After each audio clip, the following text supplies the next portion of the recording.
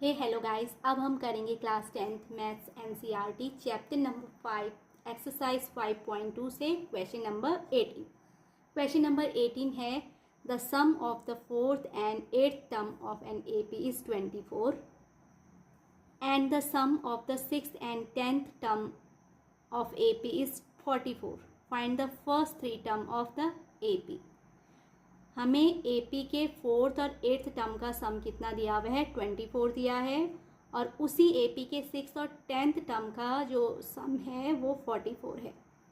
और हमें क्या करना है गाइस, इसके फर्स्ट थ्री टर्म निकालने हैं। एपी के फर्स्ट थ्री टर्म हमको फाइंड आउट करने। तो इसके लिए मैं सबसे पहले लेट कर लूँगी कि ए क्या है, उस एपी का फर्स्ट टर्म है और डी कॉमन डिफरेंस है। That means according to question. तो गाइज अभी हमारी जो अकॉर्डिंग क्वेश्चन है कंडीशन फर्स्ट एंड सेकंड में एपी का फोर्थ और एट्थ टर्म यानी A4 फोर्थ टर्म और एट्थ टर्म यानी A8, इन दोनों का सम कितना है, 24 है। तो इसको मैं सॉल्व करूँगी। A4 का मीनिंग होता है AN यानी nth टर्म होता है एपी का A plus N minus one into D. तो फोर्थ टर्म हो जाएगा A प्लस A यानी first term plus 4 minus one यानी 3 इंटू डी। और ऐसे ही एट्थ टर्म हो जाएगा A प्लस 8 माइनस वन यानी 7 into D equals to 24। A plus A is equals to guys होता है 2A and plus 3D plus 7D यानी 10D इक्वल्स टू 24। अब मैं पूरी इक्वेशन को 2 से क्या कर दूंगी, डिवाइड कर दूंगी। तो ये इक्वेशन आएगी 2 1 जा 2 यानी ओनली A बचेगा 1A and plus 5D equals to 2 1 2 2 2 4 equals to 14. This is our equation first according to question. अब इसके बाद क्वेश्चन के अकॉर्डिंग आपको इसमें गिवन है कि इसके सिक्स टर्म और 10th टर्म का सम जो है वो कितना गिवन है, 44 गिवन है। सिक्स टर्म यानी A6 एंड 10th टर्म यानी A10, इन दोनों का सम प्लस इज इक्वल्स टू 44। अब हम गाइज इसको सॉल्व करेंगे तो A6 इज इक्वल्स टू होता है A प्लस 6 माइनस वन यानी 5 into D and plus 10th term हो जाएगा A प्लस 10 माइनस वन यानी 9 होता है into D equals to 44। A plus A हो जाएगा 2A and plus 5D plus 9D is equals to 14D। तो ये आपका आ जाएगा 14D इक्वल्स टू 44। अगेन मैं इस पूरी इक्वेशन को 2 से डिवाइड करूंगी। तो ये 2 से डिवाइड करने पे ओनली 2 1 जा 2 प्लस 2 7 जा 14 7D हो जाएगा एंड 2 2 जा 4 2 2 जा 4। ये अकॉर्डिंग टू क्वेश्चन हमारी सेकंड इक्वेशन है। अब हम क्या करेंगे, इक्वेशन सेकंड में से फर्स्ट को सब्ट्रैक्ट करेंगे यानी इक्वेशन फर्स्ट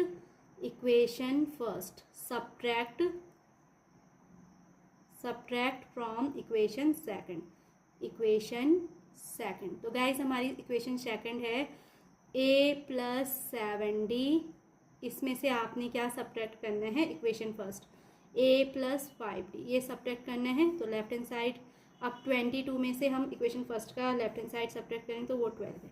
अब इसको सॉल्व करते हैं तो A plus 7D minus A minus 5D is equal to 22 minus 12 is equals to होता है 10। Positive A negative A cancel हो गया, 7D में से 5D गया तो 2D बचेगा इक्वल्स टू 10।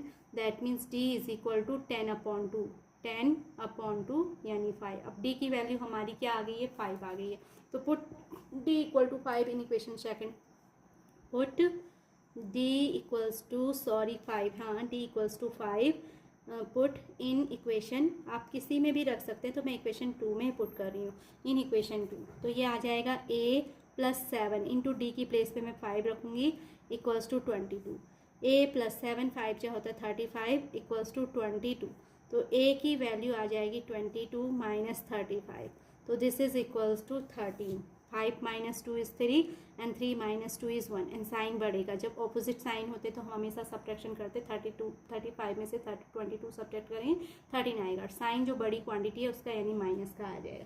तो A इक्वल्स टू हमारा कितना आया है, A इक्वल्स टू माइनस 13। अब हमारा फर्स्ट टर्म, तो first term of AP A1 is equal to A होता है वो माइनस 13। सेकेंड टर्म यानी A2 is equal to first term plus D होता है, तो फर्स्ट टर्म यानी -13 एंड प्लस डी यानी 5, तो दिस इज इक्वल्स टू आ जाएगा -8, क्योंकि 13 प्लस माइनस का माइनस होता है, 13 में से 5 सब्ट्रैक्ट करेंगे 8, और साइन बड़े वाले नंबर का यानी माइनस का। ऐसे ही मैं A3 फाइंड करूँगी, तो A1 प्लस क्या होता है 2 multiply by D, A3 equal to A plus 2D, A1 यानी फर्स्ट टर्म A ही उसे, तो ये आ जाएगा तुम्हारा हम लोगों का A1 की प्लेस में -13 रखा, प्लस 2 इंटू डी यानी 5 इंटू 2, 5 2 जा 10 होता है, तो -13 ये आ जाएगा -13 एंड प्लस कितना 10, तो दिस इज इक्वल टू -3। तो so the first 3 terms are, hence the first 3 terms of the AP are -13, -8, -3। Okay, तो केवल आपको यहाँ पे फर्स्ट 3 टर्म्स फाइंड करने हैं, तो डॉट डॉट डॉट करने की क्या नहीं है, नीड नहीं है।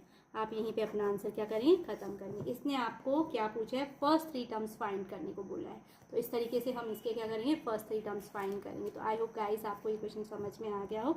अगर आपको कहीं भी कोई डाउट लगे तो प्लीज़ कमेंट सेक्शन में एक छोटा सा कमेंट जरूर छोड़ दें, इससे मैं क्या होती हूँ, मोटिवेट होती हूँ। Thanks for watching my video and please like share and subscribe it.